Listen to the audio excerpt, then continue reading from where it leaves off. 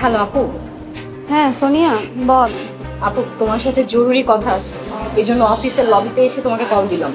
তোমার দেবর কাশেম আছে না? ওই গাইয়া ক্ষেত্রের কথা বলছিস? কি হয়েছে? হ্যাঁ আপু, সেই কাশেম এখন আমাদের অফিসের এমডি। কি বলছিস এসব? হ্যাঁ আপু, ভাইয়াকে আর আমাকে কাশেমকে স্যার ডাকতে হচ্ছে। এইটা কি করে সম্ভব?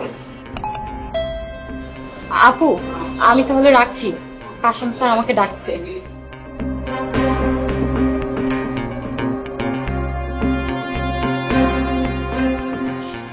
এইটা কি করে সম্ভব? কাশেম এখন অফিসার?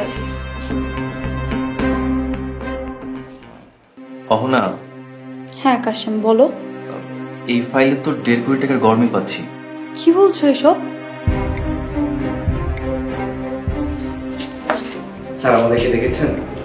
প্রফেসর, এই ফাইলে 1.5 কোটি টাকার গরমিল কেন? কি হলো রফিক সাহেব, উত্তর দিচ্ছেন না কেন? জি স্যার, আসলে ম্যাডাম হয়েছে কি, আমি বাড়ি কেনার জন্য অফিস থেকে 1.5 কোটি টাকা লোন নিয়েছি। কাকে বলে অফিস থেকে লোন নিয়েছেন? কাউকে বলিনি। 2 দিনের মধ্যে অফিসের টাকা পরিশোধ করবেন, না হলে আপনাকে পুলিশে দিব। ম্যাডাম 2 দিনের ভিতরে টাকা ফেরত দিতে হলে আমার বাড়িটা বিক্রি করে দিতে হবে। আমরা কোথায় থাকবো ম্যাডাম? সেই জবাবটা আমি দিব না। অফিসের টাকা আমি ফেরত চাই, দরকার হলে আপনি রাস্তায় থাকবেন। জি ম্যাডাম, আমি বাড়িটা বিক্রি করে আপনাদেরকে টাকাটা দিয়ে দেব। কাশেম, সব ফাইল ভালো করে চেক করো, দেখো আর কোথায় কোথায় গরমিল আছে।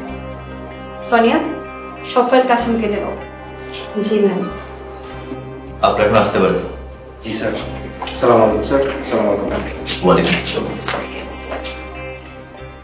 তুমি না বললে আমি তো কোনোদিনই বুঝতাম না, এত বড় জালিয়াতি আমি কোনোদিনই ধরতে পারতাম না। চিন্তা করো না, আমি এখন থেকে সবকিছু ভালো মতো দেখবো। তোমার প্রতি আমার সেই বিশ্বাস আছে।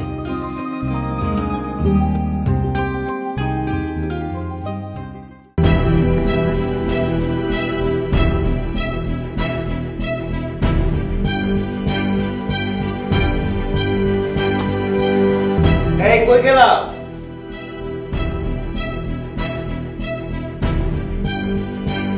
কই?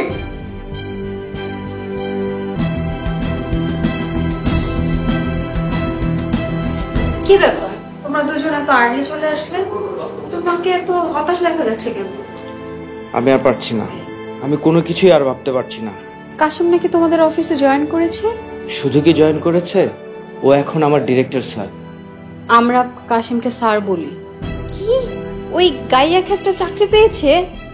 ম্যাডাম চাকরি দিয়েছে, আর আমি এই বাড়ি কেনার জন্য অফিসে একটা প্রজেক্ট থেকে প্রায় 1.5 কোটি টাকা নিয়েছি, এটাও ম্যাডাম জেনে গিয়েছে। তাহলে এখন কি হবে? 2 দিনের ভিতরে টাকা দিতে না পারলে ম্যাডাম ভাইয়াকে পুলিশে দিবে। আমার কিছুই ভালো লাগতেছে না, আমি কিছুই ভাবতে পারতেছি না। শিলা, তুমি তোমার আব্বা আম্মার কাছ থেকে কিছু টাকা আনতে পারবে? কি, আমার বাবা মার কাছ থেকে?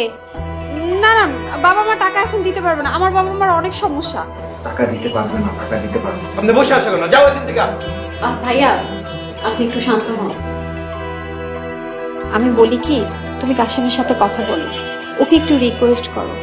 আর সোনিয়া, তুই কাশেমের সাথে একটু ভালো ব্যবহার কর, ভালো ব্যবহার করে ওকে পটিয়ে ফেল। তাতে কি কাজ হবে? ওরা গাইয়া খ্যাক, অল্পতেই বলে যাবে। ঠিকই তো, কাল তাহলে আগে অফিসে যাই, তারপর আদরের বেয়াইকে ভেলকি দেখা। আর তুমি ওকে একটু রিকোয়েস্ট করো যাতে বড় ভাইকে অসম্মান না করে, এটা তো খারাপ দেখায়, তাই না?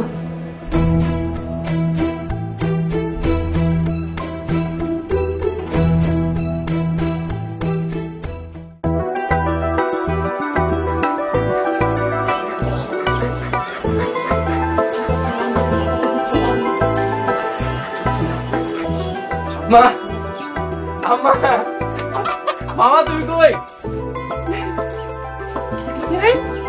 কাশেম